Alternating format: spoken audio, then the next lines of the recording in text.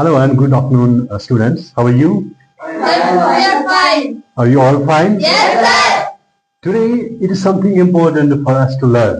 There is a strong, I can say, the definite what we have to learn. That we use the sentences in day-to-day life. कुछ कमियां हैं, कुछ खामियां हैं हम में, जो खामी हम ये नहीं ढूंढते हैं कि कौन सी खामी हमारी, कौन सी कमजोरी हमारी स्पीकिंग में है। हम एक सेंटेंस कहते हैं, पूरा सेंटेंस, मैं स्कूल जाता हूं, एक मुकम्मल सेंटेंस हो गया। I am going to the school. I is the subject, go is it is verb, and where I go to the school, so the school is object. मैं स्कूल जाता हूं, कंप्लीट सेंस, मैं school जाता हूं, I am going to the school. I am going where? To the school. Who is going to the school? I.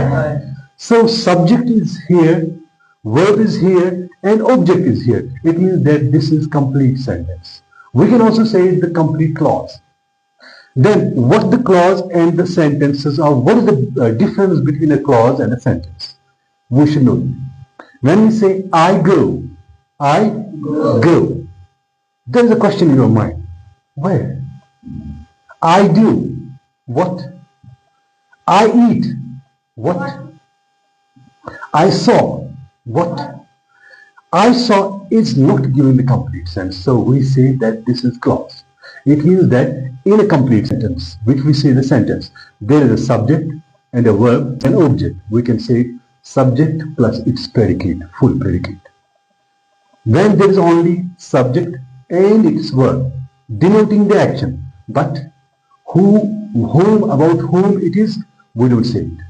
Say I go, मैं जाता हूं, कहां जाता हूं, ये कहां जाता हूं जो है ये हमारा क्वेश्चन बन जाता है। इसका मतलब मुकम्मल सेंटेंस नहीं हो गया। ऐसे इनकम्प्लीट सेंस वाली सेंटेंस को हम क्लॉज कहते हैं। So clause is that very sentence which has only a subject and a verb, and sentence is that very sentence which has subject plus verb plus object. Got it? Yes, sir. Now see, there are some position in the clause. The best this example of a clause is noun clause. For example, I have written some clauses here.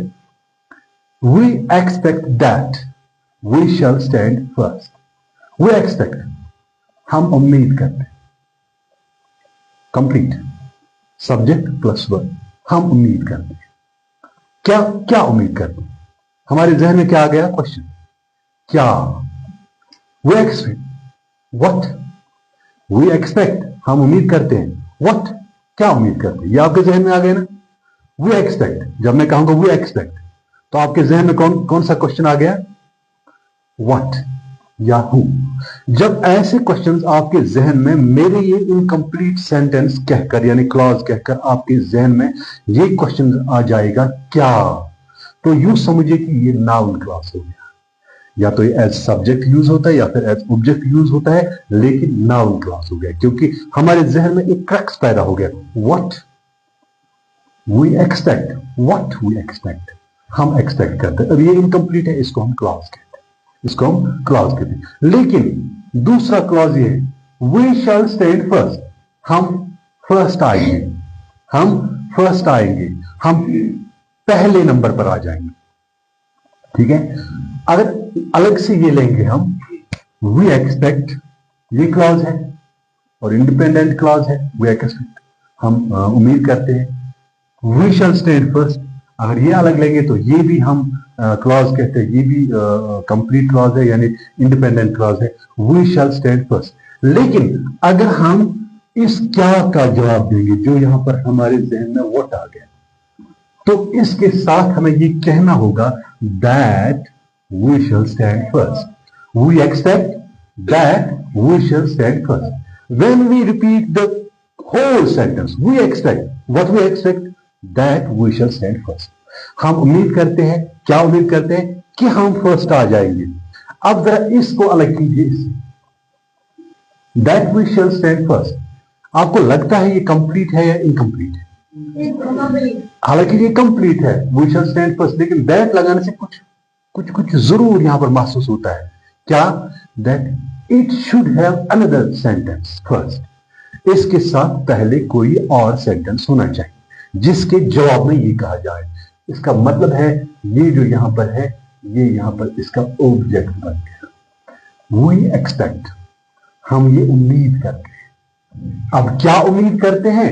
That we shall stand first. अब ये जो line है that we shall stand first, ये dependent है, क्योंकि तब तक ये अच्छा माने नहीं देगा जब तक में इसके साथ दूसरा क्लॉज हो।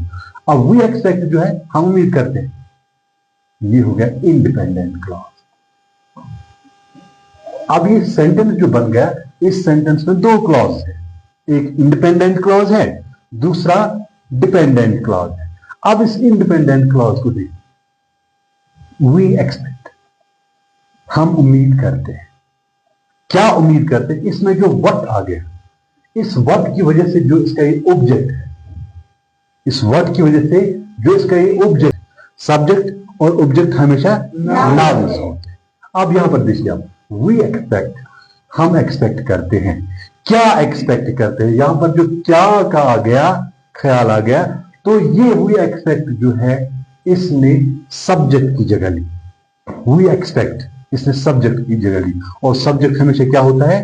नाउन। और इसने ऑब्जेक्ट की जगह ली, और ऑब्जेक्ट भी क्या होता है? नाउन। अब हमें यहां पर उम्मीद रखनी है। किसकी उम्मीद रखनी है? जो हम, जिसकी हम उम्मीद रखेंगे उसी को हम यहां पर पर्टिकुलर क्लॉज कहेंगे। अब ये नाउन क्लॉज है। जहां पर हमारे दो क्लॉज होते हैं, एक क्लॉज होता है डिपेंडेंट क्लॉज, दूसरा होता है इंडिपेंडेंट क्लॉज। और डिपेंडेंट क्लॉज अगर ऑब्जेक्ट हो हमारे क्वेश्चन का तो वो नाउन क्लॉज बन जाता है। क्या बन जाता है? Noun clause. क्योंकि हमें पता है नाउन एज अ सब्जेक्ट भी हो सकता है, नाउन एज एन ऑब्जेक्ट भी होता है। लेकिन यहां पर जो वी एक्सपेक्ट है ये सब्जेक्ट है किसका? इस that we shall stand first, तो ये नाउन क्लॉज बन गए, ये नाउन क्लॉज। इसके बरक्स एक और मिसाल है, we expect to stand first. अगर हम लगाएंगे that we shall stand first के बजाय हम टू स्टैंड फर्स्ट लगाएंगे। टू स्टैंड मतलब हो गया इंफिनिट टू, उसको हम इंफिनिट टू कहते हैं। अब देखिए, वी एक्सपेक्ट, हम उम्मीद करते हैं टू स्टैंड फर्स्ट, हम फर्स्ट आने की उम्मीद करते हैं। टू स्टैंड फर्स्ट जो है इसका ना कोई सब्जेक्ट है ना कोई ऑब्जेक्ट है। इसके बाद देखिए, we shall stand first, we में सब्जेक्ट है वी, और क्या आ जाएंगे? फर्स्ट ऑब्जेक्ट है, इसके बाद जो वर्ब है वी शैल स्टैंड, वर्ब है, वी सब्जेक्ट है, स्टैंड वर्ब है, ये क्लॉज हो गया सीधे से, है ना। क्लॉज में सब्जेक्ट होता है और वर्ब होता है। और जो फ्रेज होता है उसमें सब्जेक्ट और वर्ब नहीं होता है, जैसे in the school, on the bike, phrase कहते हैं। तो अगर हमने लिखा we expect to stand first, तो वहां पर एज फ्रेज आ गया, जो इसका ऑब्जेक्ट है वो फ्रेज आ गया। I think it's all for you for today. इंशाल्लाह we will have the next class for tomorrow और the day after, because tomorrow is what? Sunday. The day after tomorrow will be the Monday, and Monday will be our best program. Listen what noun clause are. Got it? Yes, sir.